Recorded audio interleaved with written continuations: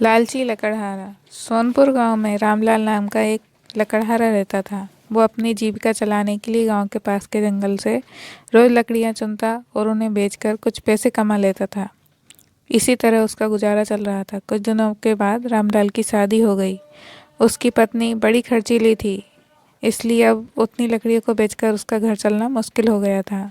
ऊपर से रामलाल की पत्नी कभी नए कपड़े खरीदने के लिए तो कभी किसी दूसरी चीज़ों के लिए रामलाल से बार बार पैसे मांगती थी। अगर पैसे ना मिले तो रूठ जाती थी। रामलाल अपनी पत्नी से बहुत प्यार करता था, इसलिए उसकी नाराज़गी को बर्दाश्त नहीं कर पाता था। रामलाल ने ठान लिया कि वो अब ज़्यादा लकड़ियाँ इकट्ठा करके बेचेगा, ताकि उसकी पत्नी को रोज़ रोज़ पैसों की कमी ना हो।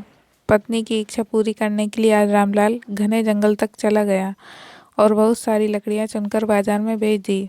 ज़्यादा लकड़ियों के ज़्यादा पैसे मिले तो खुश होकर रामलाल ने सारे पैसे अपनी पत्नी को दे दिए। अब रोज़ रामलाल ऐसा ही करने लगा। देखते ही देखते उसके मन में लालच इतना बढ़ गया कि उसने धीरे धीरे पेड़ काटना भी शुरू कर दिया। पेड़ काटने से और ज़्यादा लकड़ियाँ हो जाती थी, उसे और अधिक दाम मिलने लगे। लकड़हारा हर हफ्ते एक पेड़ को काटता और लकड़ियाँ बेचकर मिलने वाले पैसों से अपनी पत्नी के शौक पूरे करता।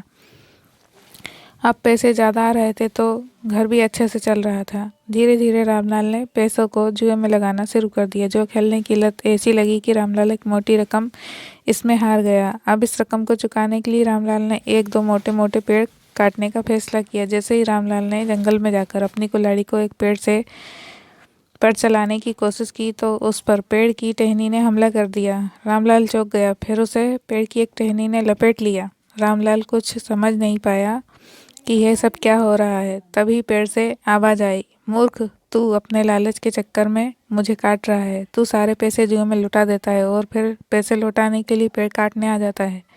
तुझे पता है कि पेड़ कितने कीमती होते हैं। हमारे अंदर भी जान बसती है और हम तुम इंसानों को जीने के लिए हवा, धूप में छाया और भूख को शांत करने के लिए फल देते हैं, लेकिन तू अपने स्वार्थ के लिए हमें ही काट रहा है। पेड़ ने कहा, आज तू रुक, यही कुल्हाड़ी मैं अब तेरे ऊपर चलाऊंगी। पेड़ की टहनी कुल्हाड़ी से रामलाल पर वार करने लगी। भाई गिड़गिड़ाने लगा। उसने माफ़ी मांगते हुए कहा, मुझसे गलती हुई है, लेकिन मुझे सुधरने का एक मौका दो। अगर आप मुझे मार दोगे तो मेरी पत्नी का क्या होगा? वो अकेली पड़ जाएगी। आज से मैं किसी पेड़ को नहीं काटूंगा, यह प्रण लेता हूँ। यह सुनकर पेड़ को रामलाल के ऊपर दया आ गई। उसने रामलाल को छोड़ दिया। छूटते ही रामलाल भागकर अपने घर गया और पैसों के लालच में ना आने का संकल्प ले लिया। कहानी से सीख मिलती है कि लालच में आकर पर्यावरण के साथ खिलवाड़ नहीं करना चाहिए। हमें ऑक्सीजन पेड़ से ही मिलती है। इन्हें काटकर हम खुद को अपने जीवन में संकट में डाल रहे हैं।